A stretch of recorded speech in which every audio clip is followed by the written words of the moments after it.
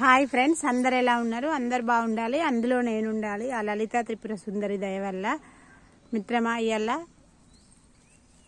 కష్టాలు కన్నీళ్ళు అందరికి ఉంటాయి మిత్రమా. కష్టం వచ్చిందని అస్సలు బాధపడకండి.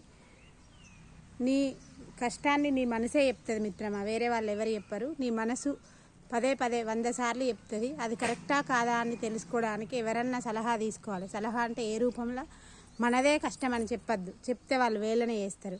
ఎట్లనంటే ఇది వేరే వాళ్ళ విషయం, ఇది కరెక్టా కాదా అని అడిగి దాన్ని 100 సార్లు ఆలోచించి వాళ్ళు సరే అంటే మనం 100 సార్లు ఆలోచించి ఆ తర్వాత నిర్ణయం తీసుకోండి ఫ్రెండ్స్. నీ మనసు తీసుకున్న నిర్ణయం కరెక్టా కాదా అని నీ గుండెని అడిగి తెలుసుకోండి, నీ మనసుని అడిగి తెలుసుకోండి, నీ మెదడుని అడిగి తెలుసుకోండి, నువ్వు చేసే పనిని అడిగి తెలుసుకోండి, ప్రకృతిని అడిగి తెలుసుకోండి.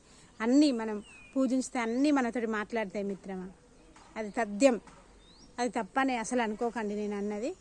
అట్లా తెలుసుకొని అప్పుడు ఆ సలహా మేరకు నీ మనసుకు సర్ది చెప్పుకొని, అవును కరెక్ట్, నువ్వు నా మనసు అనేది ఇది నిజమే, నేను ఈ పని చెయ్యాలి ఖచ్చితంగా అని చేయండి.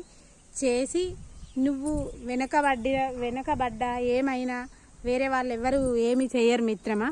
నీ మనసు నీకే చెప్తుంది.